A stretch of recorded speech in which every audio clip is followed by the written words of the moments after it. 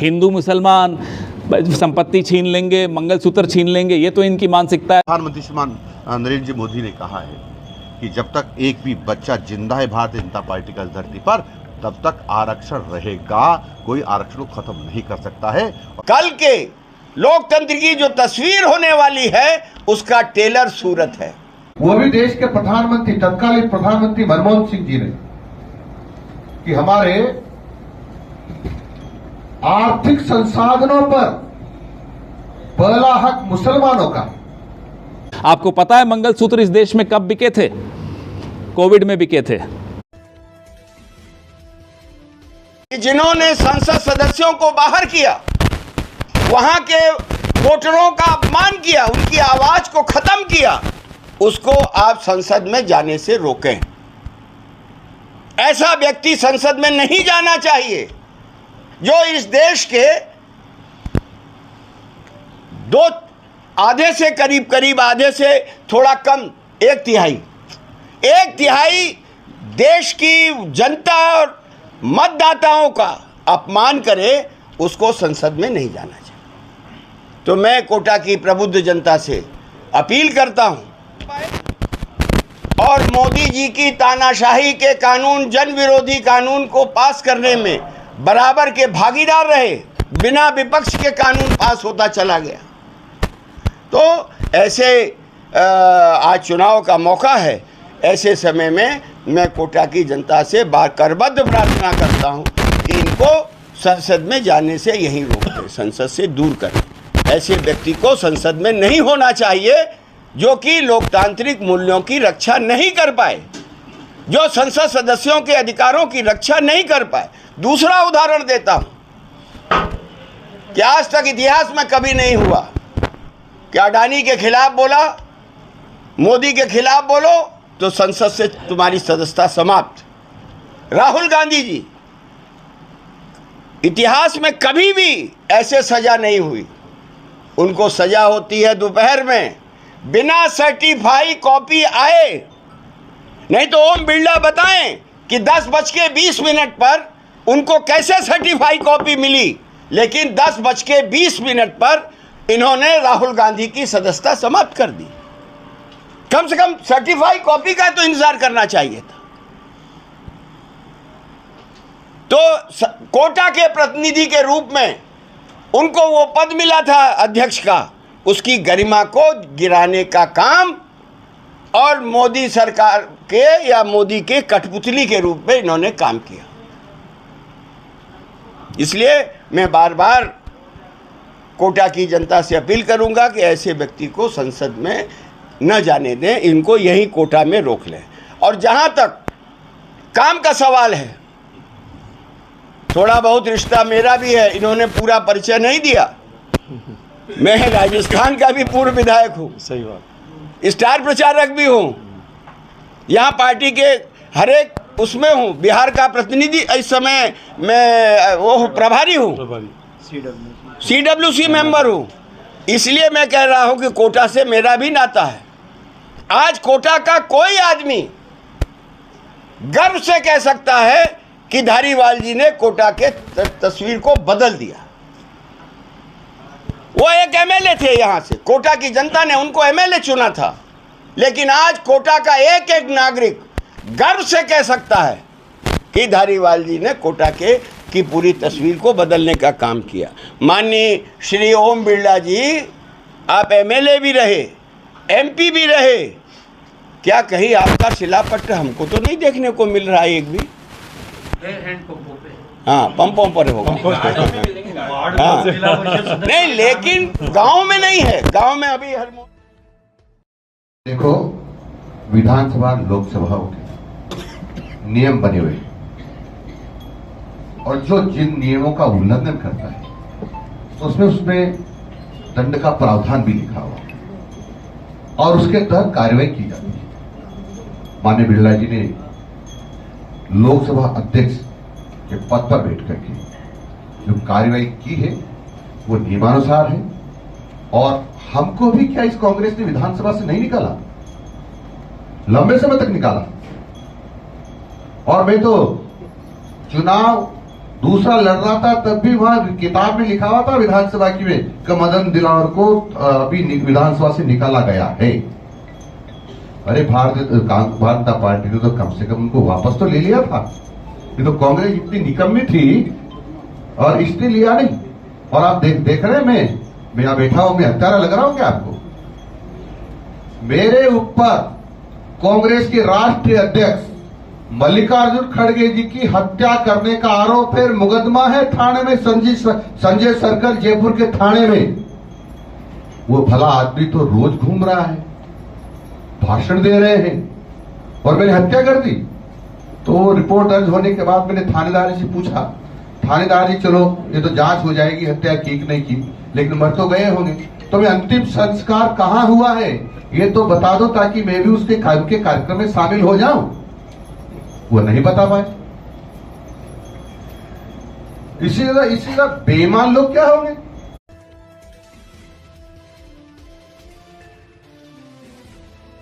जब आपने एयरपोर्ट की बात की थी, यहाँ तो वसुंधरा जी 14 में, यहाँ तो वसुंधरा जी की सरकार आ गई थी उस वक्त 18 तक थी, दिसंबर के 18 तक।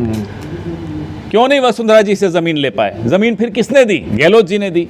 अगर हमारी नीयत में खोट होती तो हम जमीन पे फिर बैठ जाते, जैसे वसुंधरा जी बैठी रहीं, या आपने वसुंधरा जी पर दबाव नहीं डाला, या आपके संबंध खराब रहे होंगे वसुंधरा जी से। भारतीय जनता पार्टी में राजस्थान में ये अक्सर होता है, 5 नेता हैं और 7 गुट हैं, ये तो हालत है भाजपा की। तो हो सकता है आप किसी और गुट में हो या आपका अपना गुट हो, हमें नहीं मालूम क्या था, लेकिन जो भी था जमीन हमने दी। उसके बाद भी आप बैठे रहे। या तो आपकी चलती नहीं है दिल्ली में, जब नहीं चलती तो फिर क्या कर रहे हो दिल्ली में? चलिए वापस कोटा आइए। अरे चंबल का पानी पिया हो, इतना भी नहीं कर पाए कोटा के लिए।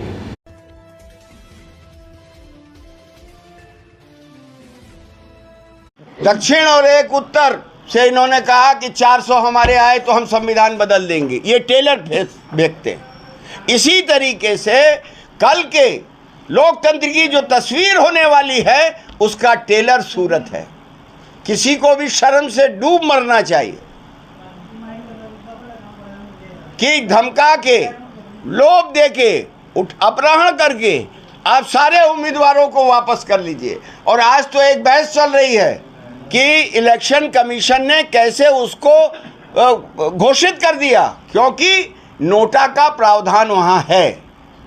तो जो लोग नोटा का प्रयोग करना चाहते थे उनके मतदान के अधिकार को कैसे इलेक्शन कमीशन ने ख़त्म किया, एक सवाल उठ गया है। लेकिन ये देश के अंदर जो कल तस्वीर होने वाली है, जो तानाशाही की, लोकतंत्र ख़त्म करने की, जो संविधान को ख़त्म करने की, उसके ये झलकियां हैं जो कि भारतीय जनता पार्टी और मोदी सरकार दे रही है।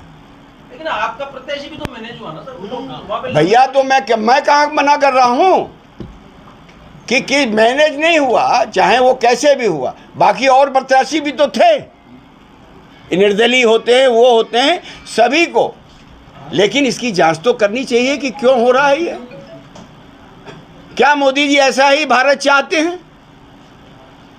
क्योंकि वो उनका पार्टी का आदमी विजयी घोषित हुआ है, इसलिए मोदी जी को वो जवाब देना चाहिए कि कल क्या वो ऐसा ही चुनाव चाहते हैं देश के अंदर। हर सूरत में भारतीय जनता पार्टी को जीतना था, क्योंकि लगातार पहले से भारतीय जनता पार्टी जीतती आई, इसलिए कांग्रेस पे चुनाव लड़ने के लिए कोई तैयार नहीं थे। राजस्थान में भी आपने स्थिति देखी होगी, वहां भी कैसे किसी चीज को तैयार किया होगा, तो जानबूझ करके उन्होंने अपने आवेदन में कमियां छोड़ी होगी, जानबूझ करके गड़बड़ किया होगा, तो चुनाव आयोग ने निरस्त कर दिया। अब चुनाव आयोग तो स्वतंत्र है, अपना काम करता है, वो करेगा। उसमें न तो भाजपा पार्टी का जोर चलता है, ना कांग्रेस का जोर चलता है। वो कह रहे हैं कि वो व्यापारी वर्ग से है प्रत्याशी, तो उसको दबाया, इन्होंने धमकाया, ईडी सीबीआई कहीं। सूरत वाला जो प्रत्याशी था, निर्दलीय का, वो उनको सबको धमका के उनके सबके निर्दलीयों को डराया, धमकाया, सीबीआई आई। अरे तो एक तो जाकर थाने में रिपोर्ट दर्ज कराए, थाने में रिपोर्ट दर्ज कराए कि भाई भारतीय जनता पार्टी के अमुक कार्यकर्ता ने हमको ये धमकाया है। अभी तो चुनाव आयोग के अंडर में सारी मशीनरी है, चुनाव आयोग सख्ती से कार्रवाई करेगा।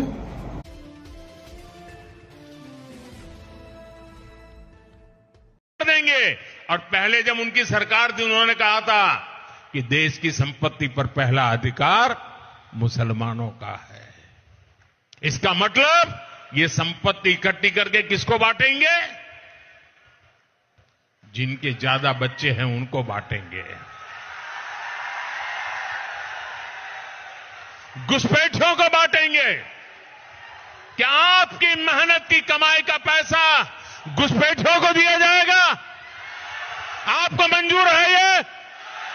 ये कांग्रेस का मैनिफेस्टो कह रहा है कि वो माताओं बहनों का सोने का हिसाब करेंगे, उसकी जड़ती करेंगे, जानकारी लेंगे और फिर उस संपत्ति को बांट देंगे और उनको बांटेंगे जिनको मनमोहन सिंह जी की सरकार ने कहा था कि संपत्ति पर पहला अधिकार मुसलमानों का है। भाइयों बहनों, ये अर्बन नक्सल की सोच, मेरी माताओं बहनों, ये आपका मंगलसूत्र भी बचने नहीं देंगे, यहां तक जाएंगे मैं कहने आया। हमने 10 साल फेस देख लिया, इस देश ने फेस दिखा दिखा के इस देश को लूटा। हम मुद्दों पर चुनाव लड़ रहे हैं, ये उन मुद्दों से भटकाने का प्रयास करते हैं कि साहब फेस कौन सा है, हिंदू मुसलमान, संपत्ति छीन लेंगे, मंगलसूत्र छीन लेंगे, ये तो इनकी मानसिकता है। आपको पता है मंगलसूत्र इस देश में कब बिके थे? कोविड में बिके थे, जब लोगों के पास खाने को दाना नहीं था, मंगलसूत्र तब बिके इस देश में। शर्म आती है प्रधानमंत्री आपको? आपके रहते हुए इस देश में मंगलसूत्र बिके हैं, शर्म कीजिए। कहाँ लिखा है बताइए? कहीं हिंदू मुसलमान का जिक्र हो बताइए, कहीं संपत्ति को लेकर और छीन कर और बांटेंगे ये लिखा हो तो बताइए। मनमोहन सिंह जी ने कहा दलितों, शोषितों, वंचितों, माइनॉरिटीज, जिसमें जैन भी आते हैं, सिख भी आते हैं, ईसाई भी आते हैं, मुसलमान भी आते हैं, सब आते हैं। एक चीज उठाई मोदी जी ने, उसके पीछे छिपे और हमला बोल दिया दलितों पर।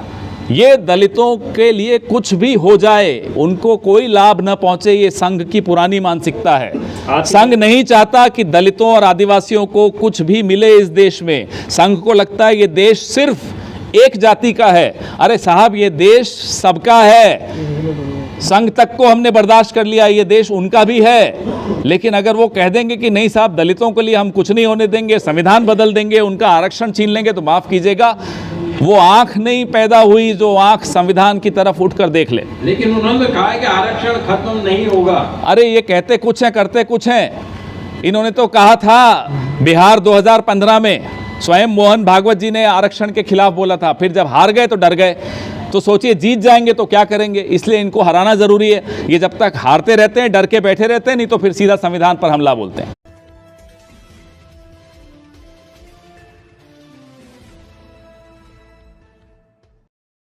वह अनुसूचित जाति और जनजाति के लोगों को बरगलाना चाहते हैं, लेकिन हम अनुसूचित जाति और जनजाति के लोग अब पढ़े लिखे हो गए, हमारा हित समझने लग गए। हमारे जो मसीहा हैं और जिसको हम कहें अनुसूचित जाति जनजाति महिलाओं के भगवान डॉक्टर अंबेडकर जी, उनके साथ इन्होंने क्या व्यवहार किया है? दोयम दर्जे का व्यवहार किया है। अरे इन्होंने राजघाट पर अंतिम संस्कार करने के लिए स्थान नहीं दिया, भारत रत्न इन्होंने नहीं दिया। वो देश लोकसभा के माध्यम से, लोकसभा चुनाव के माध्यम से लोकसभा में जाना चाहते थे, उनको नहीं जाने दिया। जबकि सारी राजनीतिक पार्टियों ने ये सहमति बना करके, ये विद्वान व्यक्ति है, ये संविधान का रचयिता है और इनको निर्विरोध लोकसभा में भेजेंगे। तो सहमति देने के बाद भी शाम को जाकर के उनके कार्यालय से कांग्रेस से प्रत्याशी की घोषणा कर दी और फिर पंडित जवाहरलाल नेहरू सहित कांग्रेस के बड़े दिग्गज नेता उसके चुनाव में उनके खिलाफ गए और किस अभद्र भाषा का प्रयोग किया अंबेडकर जी के लिए, उनको मैं यहाँ कह नहीं सकता हूँ। तो यदि कोई अनुसूचित जाति का और डॉक्टर अंबेडकर जी का सबसे बड़ा कोई दुश्मन है विश्व में, तो उसका नाम है कांग्रेस। और अनुसूचित जाति के बारे में ये क्या अच्छा सोचेंगे कांग्रेस के लोग। इन्होंने तो जब आपको पता है, जब अटल बिहारी वाजपेयी साहब प्रधानमंत्री थे तो सुप्रीम कोर्ट ने कहा था कि आरक्षण इसमें प्रमोशन में आरक्षण नहीं दिया जा सकता। तो अब एक शब्द नहीं उठाया ये कि लोकसभा में अध्यादेश ला करके सुप्रीम कोर्ट के फैसले को पलटना चाहिए। अटल बिहारी वाजपेयी साहब ने स्वयं पहल की और उन्होंने अध्यादेश ला करके उस फैसले को पलटा और कहा कि प्रमोशन में भी आरक्षण जारी रहेगा। और अभी भी माननीय प्रधानमंत्री श्रीमान नरेंद्र जी मोदी ने कहा है कि जब तक एक भी बच्चा जिंदा है भारतीय जनता पार्टी का धरती पर, तब तक आरक्षण रहेगा। कोई आरक्षण को खत्म नहीं कर सकता है। और नरेंद्र जी मोदी कहते हैं वो करते हैं। केवल सबसे पुरानी पार्टी है, सबसे बड़ी पार्टी है और बड़ी पार्टी का दिल भी बड़ा है। हमें मालूम है लोकतंत्र को बचाने के लिए अगर कुछ समझौते कहीं करने हैं तो हम करने को तैयार हैं। हम भारतीय जनता पार्टी की तरह नहीं हैं कि जिस शिवसेना के साथ सरकार बनाई फिर उसको धोखा दिया, फिर उसको तोड़ दिया। असली टुकड़े टुकड़े गैंग प्रधानमंत्री खुद हैं। जिसने एनसीपी को तोड़ा, जिसने शिवसेना को तोड़ा, वो है टुकड़े टुकड़े गैंग। आज से उनका नाम हम टुकड़े टुकड़े गैंग इसलिए रखते हैं, वो पार्टियों को तोड़ते हैं, वो देश को तोड़ते हैं, वो संविधान को तोड़ते हैं।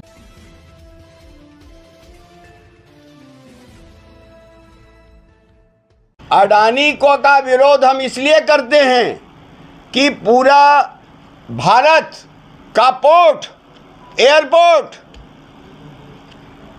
रेलवे लाइन, रेल, सारे चीजें और जो हमारी जो सार्वजनिक कंपनियां थी, इनको जिस तरीके से मोदी ने अडानी को गिफ्ट किया है। नंबर एक, अरे यार सुनो तो, बात तो सुन लो।